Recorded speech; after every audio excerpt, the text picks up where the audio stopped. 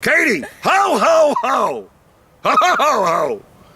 Hey, don't you want to know what I'm doing with Christmas hat? I do, Tank. I never know what's coming, but here we go. You know what? What you got, Tanker? It's Christmas for Steelers fans because training camp has started here in good old Latrobe, Pennsylvania.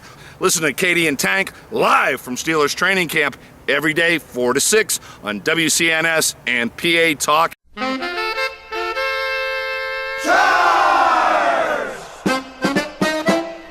We're from the town with a great football team.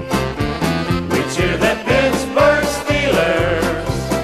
Chuck Noll and all his friends are all on the beat. Go out and get them Steelers. Bradshaw and Rocky and Franco and Lee. We love you, Pittsburgh Steelers. It's been many years in coming. Just keep the Steeler machinery humming.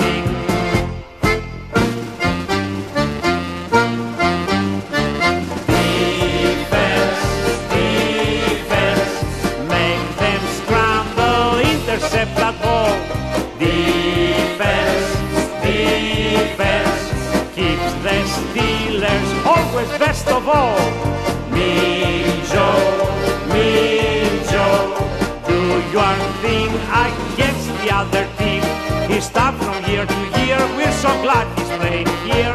Now join with me and sing the Steelers cheer. We're from the town with a great football team. We cheer the Pittsburgh Steelers.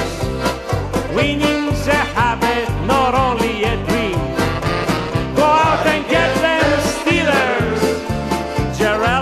Gorillas are here for the show.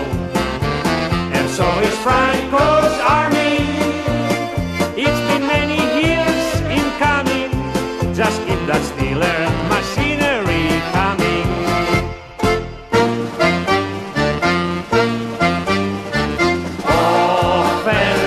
Offense, take that football all the way up the field.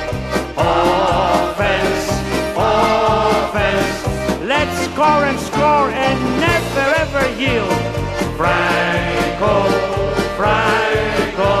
can you believe? All right, listen up, Cupcake. Okay. Your teammate, Jack Lambert, said, why don't you put a skirt on him?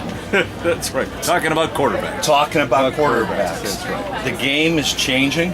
It used to be a physical, violent game. You'd get ear-holed.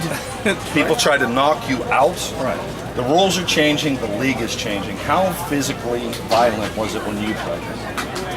Well, because as the rules change, I can remember coming here, we had crackback. We could have crackback blocks, So you guy whose back was turned, you could cut him any way there was. Well, it's safety then became an issue. Then it obviously has become a concern over the years, and so the rule changes, and so then it has to become a scoring game. So then we got to move the ball, we got to have action, so we got to reduce some of the things we could do in the past. So penalty-wise, and then physicality-wise, that changes because we need to have an open game. We got to have excitement. 70 points a game. That's right. We're trying. We're selling excitement to the fan base out there, and it's not so much about the game and how the game has changed. So all those old stories, are true from a physical point of view, of gouging guys in. Conrad Dobler. Remember Conrad Dobler? Dobler coming across. Now Conrad Dobler, so he comes up.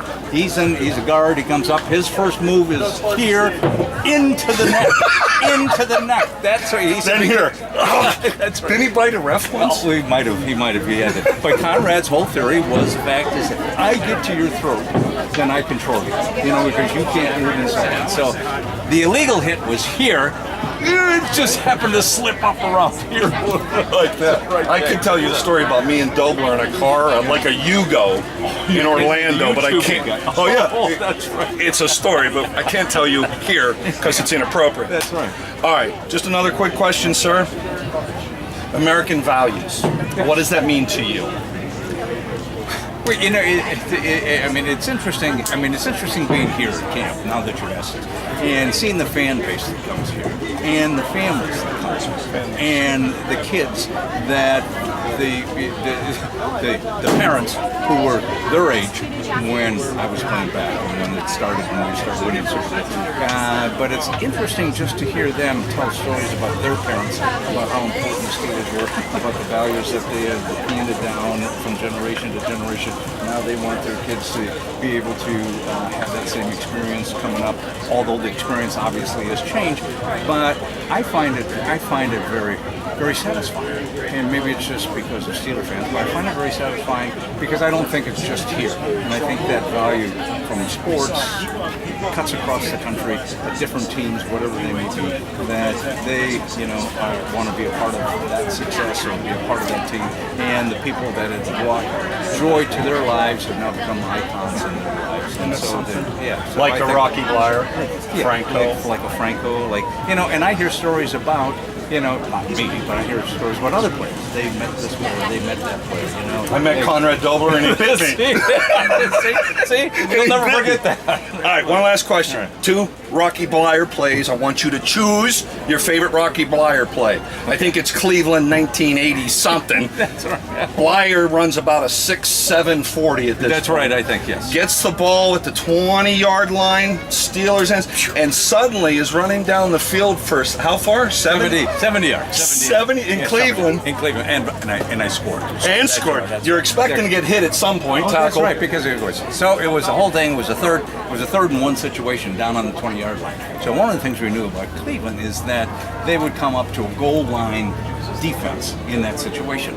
And so and the read happened to be the middle linebacker. So we knew that if the middle linebacker scraped one side to another, like trying to fill a hole, that their defensive tackles didn't gap the holes. So there was a cutback in the middle. That was the key. So I'm on the sidelines, and all of a sudden they go, oh, okay, they put me in. Take Franco out, and they put me in. And at fullback at that. Blazing speed. Blazing speed. And so it was basically 15 lead off to the left-hand side. And I, as a fullback, but my eye was right on the middle linebacker. He comes to try to stuff it into the file hole over there. I cut back. Everybody's up on the line, and I got a step. And that's all I needed. Beautiful. It's a step. 71 yards later, right, touchdown. Touchdown. That was it. It would have been great if, but. It would have been great if, but Franco had a touchdown. His went 77 yards. And so I think running-wise, we had gained 300 and some yards rushing that afternoon. So we kind of got lost in it, but in my mind, it was one of the best touchdowns. That one.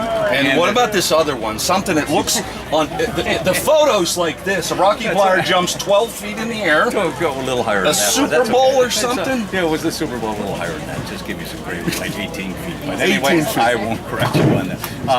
And so it was, so it was right before the half. The score was tied, as they recall, and the play was actually turned out to be a broken play, but it was supposed to be a slant pass to me, going right down the line of scrimmage.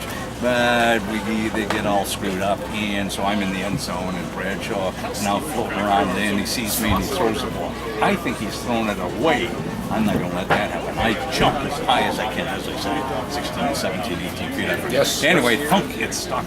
Boy, was I surprised. But it came down and we scored. And it gave us the lead. And as I like to tell people, a lead that we never relinquished thereafter. Thank you very much. And ultimately won that game. But more importantly, it made the cover of Sports-Illustrated. Thank you very much. I love you, brother. See ya. We're from the town with that great